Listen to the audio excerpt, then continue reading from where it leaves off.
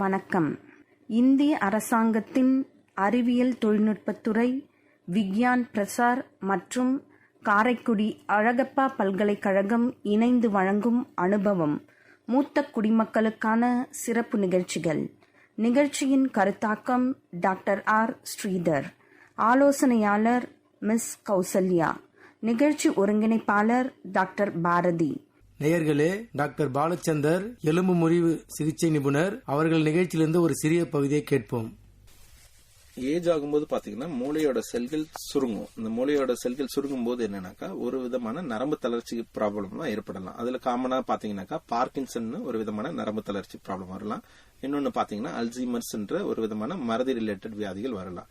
இப்போ உங்களுக்கு ஃபர்ஸ்ட் நான் பார்க்கின்சன் பத்தி நான் எலாபரேட்டா சொல்றேன். இந்த பார்க்கின்சன்ஸ் டிசீஸ் பாத்தீங்கன்னா அது ஒரு வகையான நரம்பு தளர்ச்சி ப்ராப்ளம். அதுல என்ன சிம்டம் இருக்குன்னு பாத்தீங்கன்னாக்கா பொதுவாகவே ஏஜ் ஆகும்போது நம்ம என்ன நினைப்போம்னா அவங்களோட செயல்பாடுகள் குறையுது, சத்து குறைபாடு இருக்கு, அதனாலதான் அவங்களால நடக்க முடியல, அவங்களுக்கு நடுக்கமா இருக்கு அப்படின்ட்டு நம்ம அது ஆரம்ப ஸ்டேஜ்ல இக்னோர் பண்ணிடுவோம். இந்த பார்க்கின்சனுடைய சிம்டம்னு பாத்தீங்கன்னா ஃபர்ஸ்ட் இனிஷியலா அவங்களுடைய டே டு டே ஆக்டிவிட்டிஸ் ரொம்ப ஸ்லோ ஆகும். அவங்க நடக்கிறதுல, சாப்பிடுறதுல, குளிக்கிறதெல்லாம் ரொம்ப மெதுவா பொறுமையா நடக்கிற மாதிரி நல்லா நார்மலா நடந்துட்டு இருந்தவங்க சடனா பாத்தீங்கன்னா ரொம்ப ஸ்லோவா ஆக ஆரம்பிச்சிருவாங்க. ஒரு இடம் ரோடு கிராஸ் பண்ணனாலும் சரி, இல்ல குளிச்சுட்டு டக்கு டக்குன்னு கிளம்புனாலும் சரி, இல்ல ஒரு ஒர்க் பண்ணனாலும் சரி, ரொம்ப மெதுவா ஸ்லோவா பண்ண ஆரம்பிப்பாங்க. அது one of the early symptom of Parkinson. ரெண்டாவது பாத்தீங்கன்னா கை கால் நடுக்கங்கள் ஏற்படலாம். யூஸ்வலா ஒரு கையிலயோ இல்ல போக போக ரெண்டு கையிலயுமே நடுக்கம் ஏற்படலாம். அந்த நடுக்கம் எப்ப அதிகமா இருக்குன்னு பாத்தீங்கன்னாக்கா ஏதாவது ரொம்ப ஸ்ட்ரெஸ் ஆகும் போதோ இல்ல சாப்பிடாம இருக்கும் போதோ அந்த நடுக்கங்கள் வரலாம். இது பார்க்கின்சனுடைய அறிகுறிகள். இது ஆரம்ப ஸ்டேஜ்ல வரலாம். போக போக இது எப்படி ஆகும்னாக்கா அவங்க நடக்கிறது ரொம்ப ஸ்லோவாகிறதுனால அவங்க நடக்கும்போது தடுமாற்றம் ஏற்படலாம். கீழே விழற மாதிரி போகலாம். ஒரு பக்கம் திரும்பும் போது ரொம்ப ட்ரபிள் ஆயிட்டு சாயறதுக்கான வாய்ப்புகள் இருக்கு. கூடவே ஒரு சிலருக்கு பார்க்கின்சன் இருக்கவங்களுக்கு மோஷன் போறதுல பிரச்சனை வரலாம். சாப்பாடுடைய ஸ்மெல் தெரியாம இருக்கலாம். இதெல்லாம் பார்க்கின்சனுடைய அறிகுறிகள். சோ அது மாதிரி இருந்ததுனாக்கா நம்ம ஆரம்பத்திலேயே நீங்க நரம்பு ரிலேட்டட் டாக்டரை பார்த்து நீங்க அதுக்குரிய ட்ரீட்மெண்ட் எடுக்கிறது பெட்டர். நன்றி சார். இப்போ இந்த பார்க்கின்சன்ன்றது கட்டுக்குள்ள வைக்கக்கூடிய நோயா இல்ல இது ஒரு வகையான டிஸார்டரா சார்? டிஸார்டரா சார்? பார்க்கின்சன் பாத்தீங்கன்னாக்கா அது என்ன காரணத்தினால வருதுன்னு பாத்தீங்கன்னா ஏஜ் ஆகும்போது மூளையில டோப்பமைன் ஒரு கெமிக்கல்ஸ் இருக்கும்.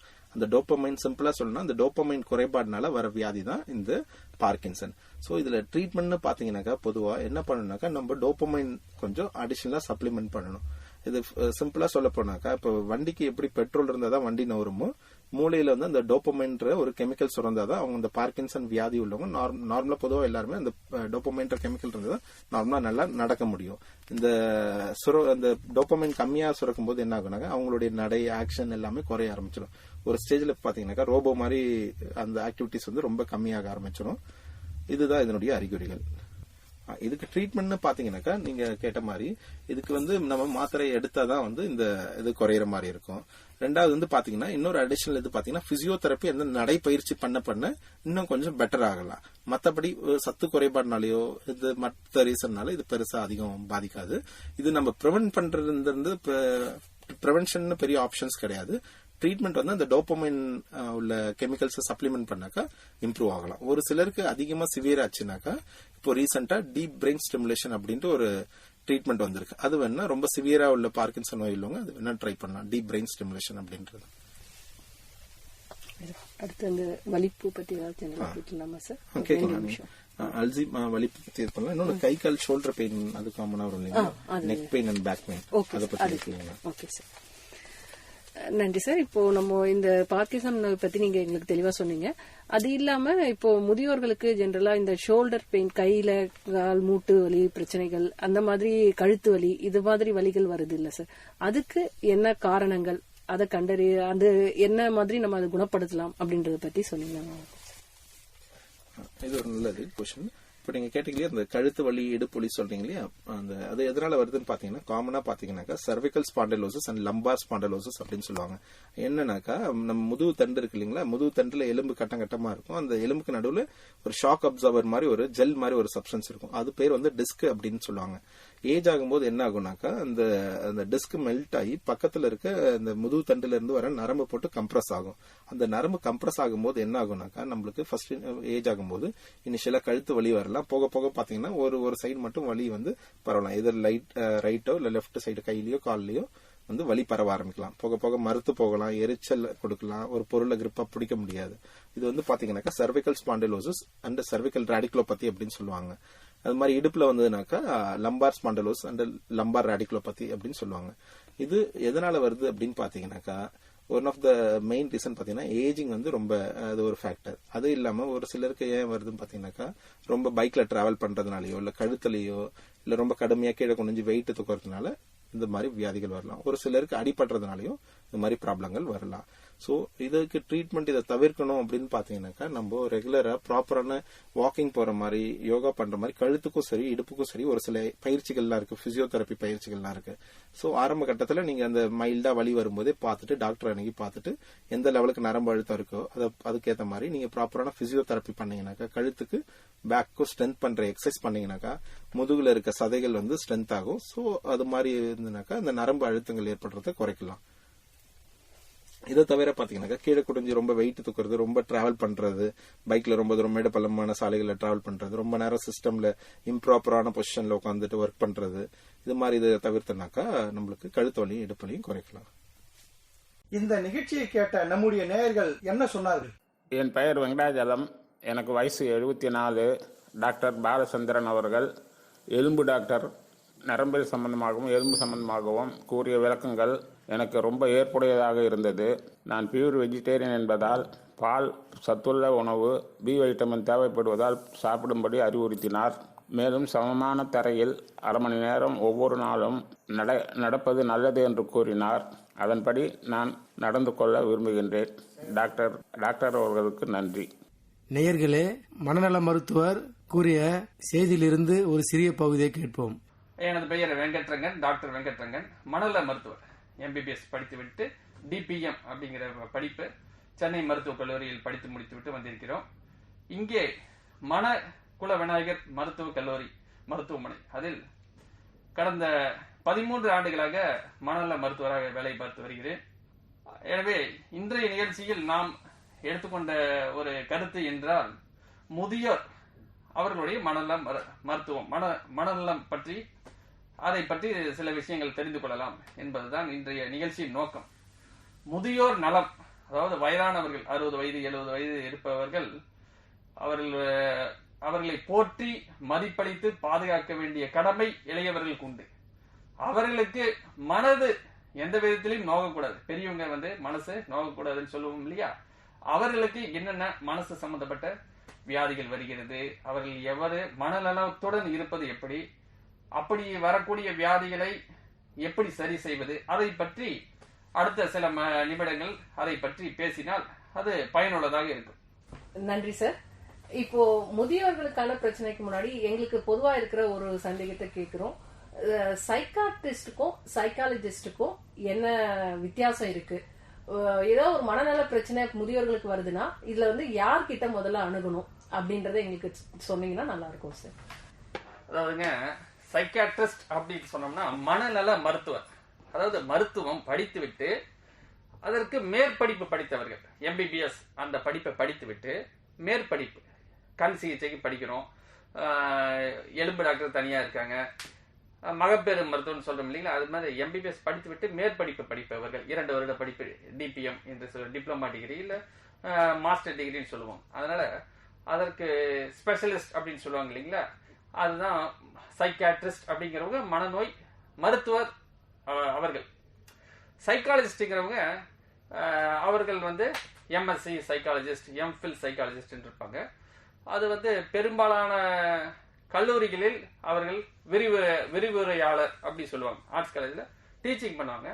சில பேர் கிளினிக்கல் சைக்காலஜிஸ்ட் இருக்காங்க. அவர்கள் மனசு சம்பந்தப்பட்ட பிரச்சனைகள், மூல வளர்ச்சி குறைந்த குழந்தையா இருக்கலாம், சில குடும்ப பிரச்சனைகள், மனநோய்களுக்கு கூட 2 வகையான சிகிச்சை இருக்கு. மருந்து மாத்திரை கொடுத்து சிகிச்சை அளிப்பது, சில பிரச்சனைகளை மருந்து இல்லாமல் பேசி அவர்கள் கவுன்சிலிங் என்று சொல்லுவோம் இல்லையா? ஆங்கிலத்தில் பிரபலமான வார்த்தை. பேசி அவர்களை ஓரளவுக்கு சரி செய்வது, எண்ணங்களை கொஞ்சம் திசை மாற்றுவது, அதுதான் கவுன்சிலிங் என்பது. மருந்தில்லாத சிகிச்சை பேசி அவர்களுக்கு சில பயிற்சிகள் மூலியமாக செய்வதுதான் கவுன்சிலிங் என்று கூறுகிறோம். அதை தருவதற்கு சைக்காலஜிஸ்ட் என்பவர் இருக்கிறார்கள். மனநோய்களுக்கு மருந்து மாத்திரை எல்லாம் கொடுத்து சிகிச்சை அளிப்பது சைக்காட்ரிஸ்ட். நாங்கள் வந்து சைக்காட்ரிஸ்ட் எல்லா மருத்துவக் கல்லூரிகளிலும் எல்லா டிபார்ட்மெண்ட் இருக்கு இல்லைங்களா, ஒவ்வொரு துறை இருக்குது. கண் சிகிச்சை இருக்குது, வயிற்று சிகிச்சை இருக்கிறது, எலும்பு சிகிச்சை இருப்பது போல அனைத்து மருத்துவக் கல்லூரியிலும் மனது சம்பந்தப்பட்ட சைக்காட்ரிஸ்ட் மனநலத்துறை என்பது கட்டாயம் இருக்கும். அந்த சைக்காட்ரிஸ்ட் பார்த்தோம் என்றால் இன்னும் சிறப்பாக இருக்கு. நன்றி சார். இப்போ எங்களுக்கு சைக்காட்ரிஸ்ட் அப்படின்றதுக்கும் சைக்காலஜிஸ்டுக்கும் வித்தியாசம் தெரிஞ்சிருச்சு. இப்போ முதியோர்கள் எந்த நேரத்துல எந்த மாதிரியான பிரச்சனைகளுக்கு சைக்காட்ரிஸ்ட அணுகி தீர்வு எடுத்துக்க முடியும்? எப்போ அவங்க வந்து மனநல மருத்துவரை அணுகலாம்? எந்தெந்த மாதிரி பிரச்சனைகளுக்கு சார்? அதாவதுங்க, மனசு உடலுக்கு எப்படி உடம்பு சரியில்லைன்னா நம்ம டாக்டர் போய் பாக்குறோமோ, அதே மாதிரி மனசுக்கு ஏதோ ஒரு சில அறிகுறிகள் இருக்கு அப்படின்னா நம்ம வந்து டாக்டரை போய் பார்க்கலாம். அதுல ஒன்றும் தவறு கிடையாது. தயக்கம் இருக்கவே அவசியம் இல்லை. ஏன்னா மூக்குன்னு இருந்துச்சுன்னா சளி பிடிக்கதான் செய்யும், வயிறு இருந்துச்சுன்னா சில பேருக்கு வயிறு வலி வரதான் செய்யும். மனசுன்னு ஒண்ணு இருந்துச்சுன்னா கட்டாயம் மனசு சம்பந்தப்பட்ட பிரச்சனை வரலாம். இப்படி வண்டி வச்சிருக்கோம், வண்டிக்கு ஏதாவது பிரச்சனை ஆகுது, சர்வீஸ் விடுறோம் இல்லைங்களா, அந்த மாதிரி மனசு நல்லா ஆரோக்கியமா இருந்துச்சுன்னா ரொம்ப சந்தோஷம். அதுல ஏதாச்சும் சில பிரச்சனை இருந்துச்சுன்னா இது நம்ம சைக்காட்ரிஸ்ட் போலாமா, நம்மளை வந்து மென்டல் சொல்லிடுவாங்களா, நம்மளை வந்து பைத்தியம் சொல்லிடுவாங்களா, 4 பேர் என்ன சொல்லுவாங்க, அந்த மாதிரி ஒரு தயக்கம் உலகம் முழுக்க இருக்கு. நம்ம நாட்டுல மட்டும் இல்ல, குறைஞ்சிட்டே வருது. இப்ப வந்து அந்த அவேர்னஸ் எல்லாம் வந்து அதிகமா வந்துருச்சு. இப்ப ஒன்னும் தவறு இல்லை அப்படின்ட்டு சைக்காட்ரிஸ்ட் சர்வசாதாரணமா வந்து பாக்குறாங்க இப்பெல்லாம். அதனால இப்ப வந்து அந்த ஒரு தயக்கம் வந்து குறைஞ்சிருச்சு. சைக்காட்ரிஸ்டும் பார்க்கறது ஒன்றும் தவறில்லை அப்படிங்கிற ஒரு எண்ணம் மக்கள் மத்தியில வந்துருச்சு. அதனால எதுவும் தயக்கப்பட தேவையில்லை. நிறைய நாட்கள் அறிகுறிகள் பார்த்தோம்னா, மனநல பாதிப்பினோட அறிகுறிகள் பார்த்தோம்னா சரியா தூக்கம் வராது. முதல் அறிகுறியே தூக்கமின்மை தான். ஏதோ ஒரு நாள் 2 நாள் கவலையில தூக்கம் வரலைன்னா பரவாயில்ல, அதை வந்து நம்ம உதாசீனப்படுத்திடலாம், ஒன்றும் பிரச்சனை இல்லை. ஆனால் வார கணக்கில் தூக்கம் வரல அப்படின்னா அது கட்டாயம் நம்மளுடைய செயல்பாட பாதிக்கும். ஒரு வாரமா தூங்கல, 10 நாளா சரியா தூக்கம் வரலன்னா அடுத்த நாள் மூளைக்கு வந்து ஒரு சிந்தனை திறன் குறைஞ்சு அசதியா இருக்கும், கவலையா இருக்கும்.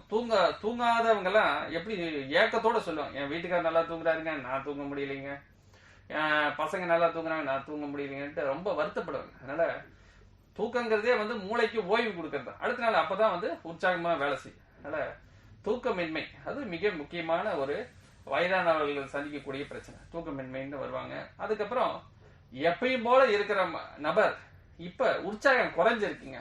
முன்னாடி இருக்கிற சுறுசுறுப்பு இப்ப இல்லைங்க, முன்னாடி இருந்த ஒரு கலகலப்பு இப்ப இல்லைங்க.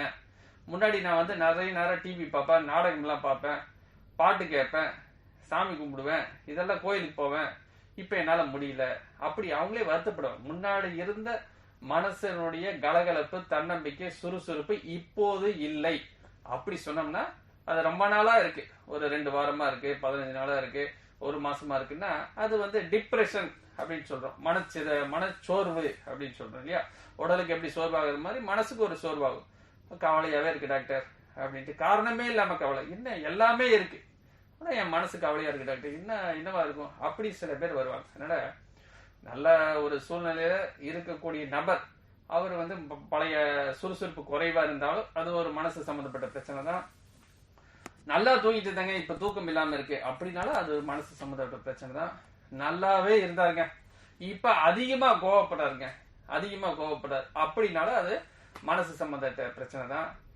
இல்லாததை இருப்பது போல நினைத்து கொண்டு பேசுகிறாங்க சில பேர் வந்து கூப்பிட்டு வருவாங்க. வயசானவர் இப்ப வந்து என்ன சொல்றாருன்னா, பக்கத்து வீட்டுக்காரங்களா வீட்டுக்குள்ள வராங்க, பொருள் எல்லாம் திருடிட்டு போயிடுறாங்க அப்படி சொல்லிட்டு நம்ம என்ன பண்ணுவாங்க, பக்கத்து வீட்டுல இருக்கிற ஒரு குடும்பத்துக்கிட்ட போய் சண்டை பிடிப்பாங்க. இது எப்படிப்பட்ட சண்டைனா, 2 குடும்பமும் நல்ல வசதியான குடும்பமா இருக்கும்.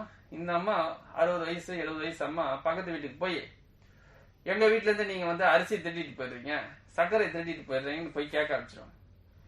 அந்த மாதிரி ஒண்ணுமே நடந்திருக்காரு. கற்பனை பண்ணி இவங்களா கற்பனை பண்ணி சிலதெல்லாம் பேசுவாங்க. வயதான காலத்துல சந்தேகம் கூட வரலாம், அவருடைய கணவன் மனைவி கூடிய சந்தேகம் வரும். சின்ன வயசுல எல்லாம் என்ன சந்தேகப்படலைங்க, 80 வயசு ஆயிடுச்சுங்க அவருக்கு, நான் 70 வயசு. இந்த காலத்துல என் வீட்டுக்காரர் வந்து என்ன சந்தேகப்படுறாருங்க, நீ அவனை வச்சிருக்கியா இவனை வச்சிருக்கியான்னு சொல்லி அடிக்கிறாருங்க. அப்படி வந்து நிறைய வயதான பாட்டிகள் வந்து சொல்லுவாங்க.